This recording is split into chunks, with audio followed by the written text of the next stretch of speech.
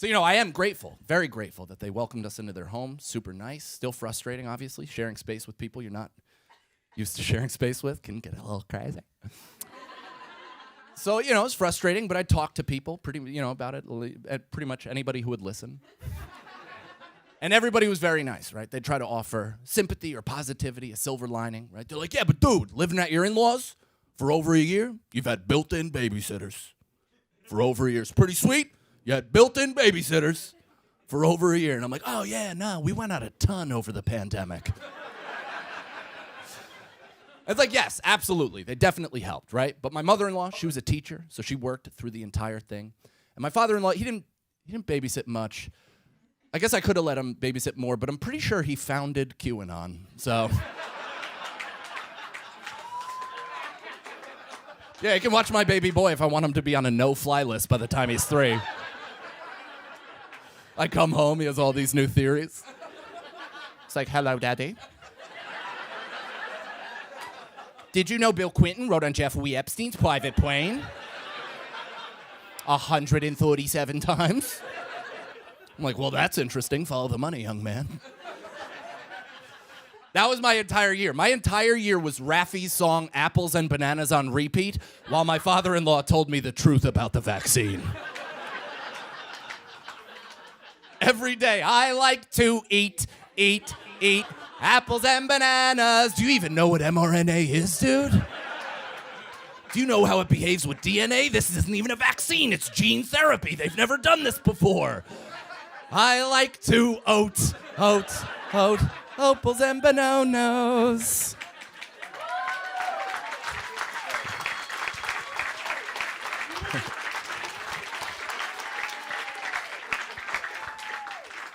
So yeah, there's quite a bit going on. It was good though. I actually look at it as like a year-long lesson in empathy and understanding. I really do, because I love my father-in-law. Absolutely. I love him. I don't agree with a single thought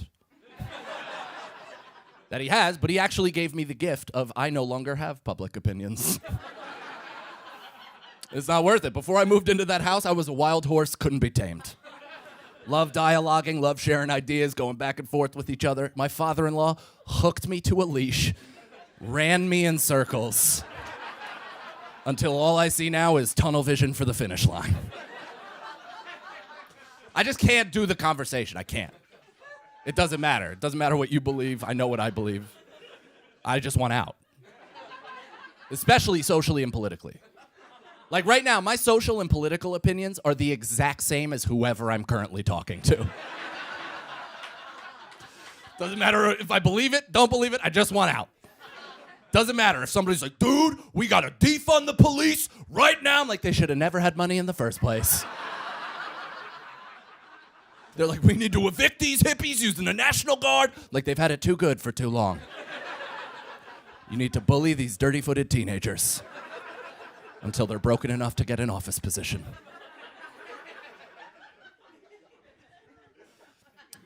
We got to know each other, though, my father-in-law and I. I learned he loves drinking.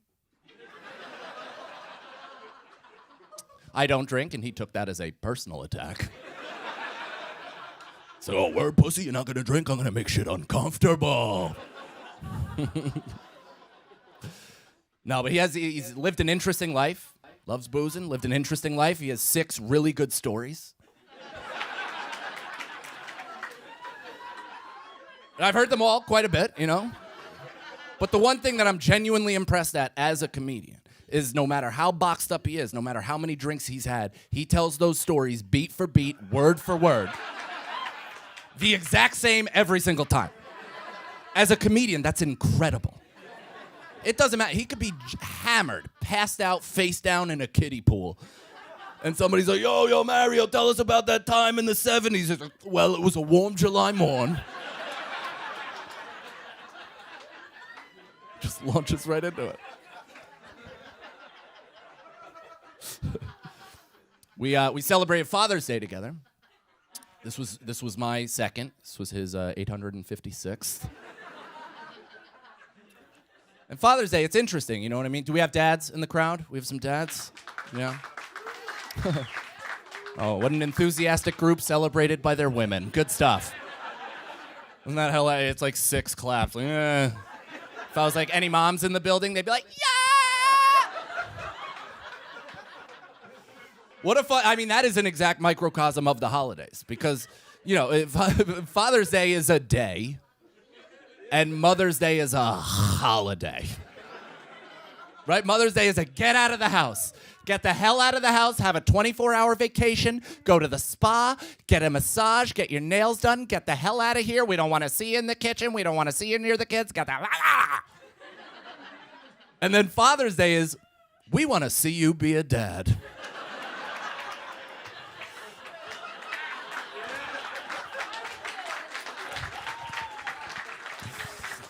We're going to invite over the entire extended family to audit your parenting ability.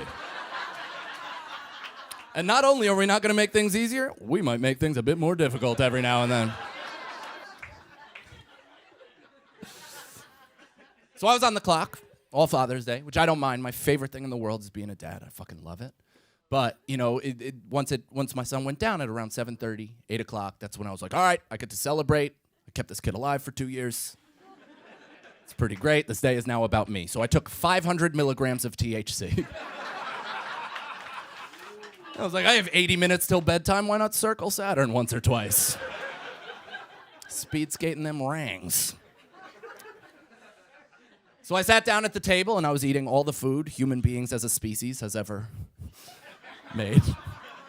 And in ambles my father-in-law, and he launches into a story, and I'm like, fuck! This is 4.5 minutes. That's how many times I've heard every single story. I know exactly how long they last, from the launch until the dismount. But I don't know if you know any serial storytellers. You can't leave after the story because they've already launched into their second story. You have to plan your escape at about 3:45 into a 4.5 minute story. That's when you start to back out of the room. So that's what I did. At about 3:45, I picked up my tray just like it was prison. Walked about 30 feet to the other side of the kitchen, threw it in the trash, turned around like a vampire. My father-in-law was right in front of me. And he launches into a second story, and I'm like, fuck! This is 3.5 minutes. So I'm trying to escape. I'm like looking over his shoulder, under his armpit, for a seam to break out, you know? And then I realized, I was listening, I was like, whoa, he's telling this story a little bit different. Out of nowhere, he's like performing it. He's putting his heart and soul into it. He's personifying characters. He's Mario. He's got talking to Mario. He's doing voices. He's putting everything into it. And I looked at him and I was like, you're getting better.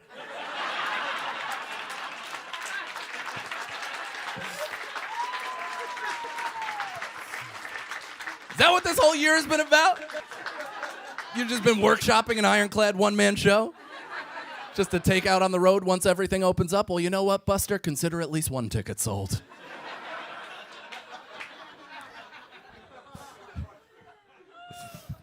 Right before we left, about 2 weeks before we got out, my father-in-law, he bought a flagpole off of YouTube. I didn't know that was a marketplace. Did you know? Did you know you could buy and sell things off the tubes of you? I thought YouTube is where you go and you find out jet fuel doesn't melt steel beams. Then you take that information to a party and you ruin everybody's night. I didn't realize you could buy and sell things. But he did. He got this flagpole.